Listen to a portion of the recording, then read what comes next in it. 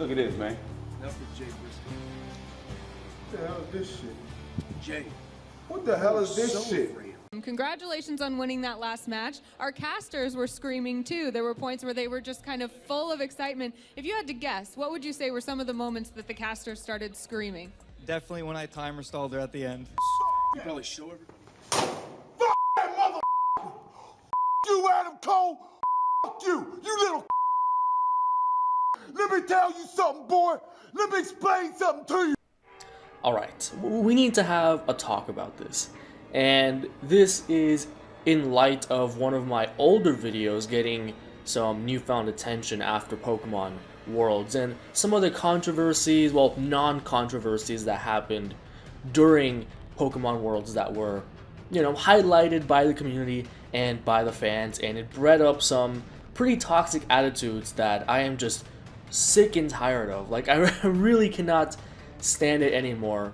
The absolute entitlement of a huge portion of the Pokemon community, what I call the Pokemon spectating community at this point, because they're not really competing, a lot of these people, but they watch stuff like VGC Worlds and big VGC events that are broadcast through streams, for example, and they expect all of their sensibilities and expectations to be fulfilled.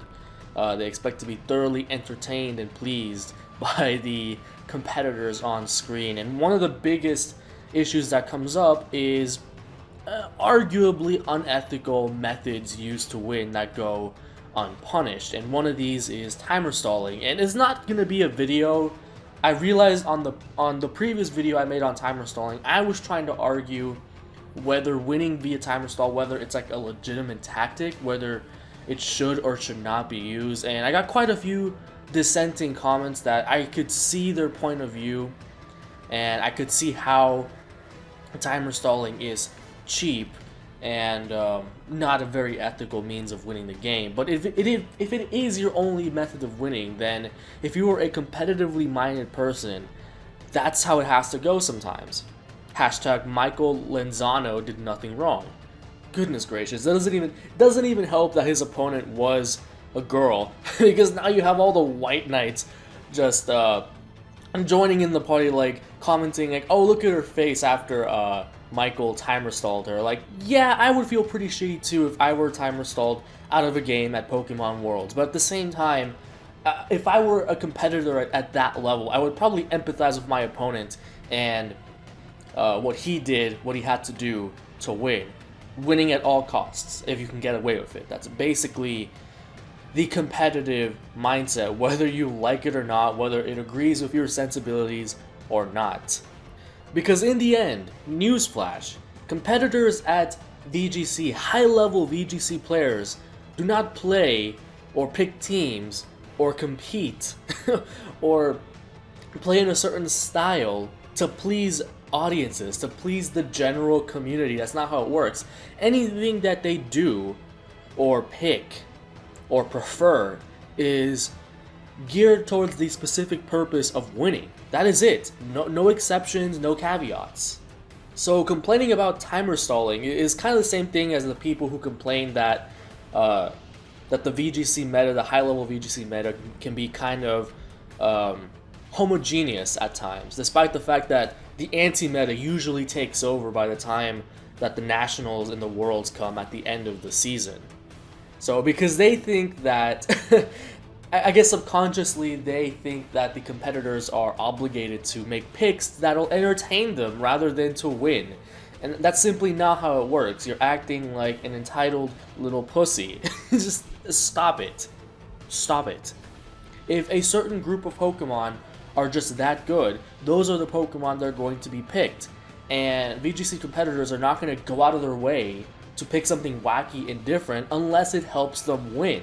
And it doesn't help that a couple years ago, Sajon Park sort of set a precedent for wackiness and playing the anti-meta that will really never truly be met. At least I don't think so for years to come, which is of course the Pachirisu winning 2014 Worlds, and people just they grabbed onto that and held onto it for the past couple seasons, like, and just bitching like, why don't we see something like this? Why don't we see something like Seijun's Pachirisu in 2014?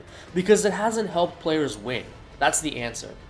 So it's sort of the same thing with the people who claim that they wouldn't have timer stalled in Michael's position, which is utter horseshit. You're gonna tell me to my face that you're just Mr. Virtue and that you wouldn't, in his position, timer stall at fucking Pokemon Worlds. It's not just your local Premier Challenge. He's at Worlds. He's there to win it all. Alright?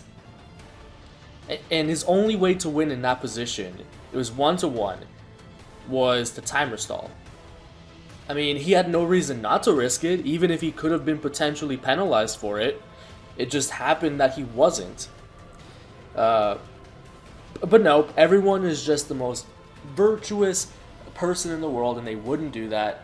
Well, one, either you just aren't competitively minded, and that's why he's at Worlds and you're not. Or you're a piece of shit for lying to my face like that, because we all know it's not true. And besides, it's not like the competitors care what you think about any of their methods that will help them win.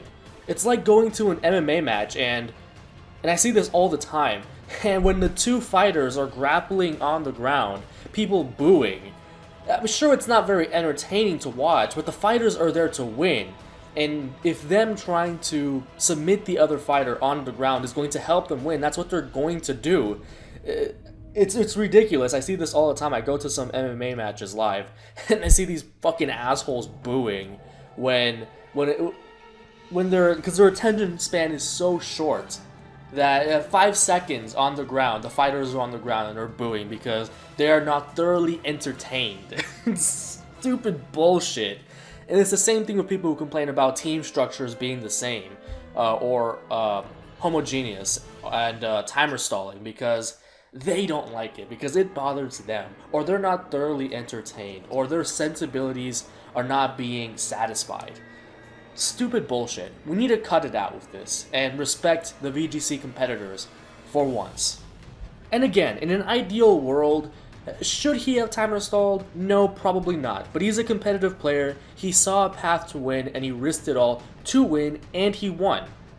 And that's just the end of it. So, unlike the last video where I was trying to justify timer stalling as a tactic, here I'm just telling people to be a little bit self-aware and not be so entitled, and realize that VGC competitors are not just there to entertain you or to play to your sensibilities.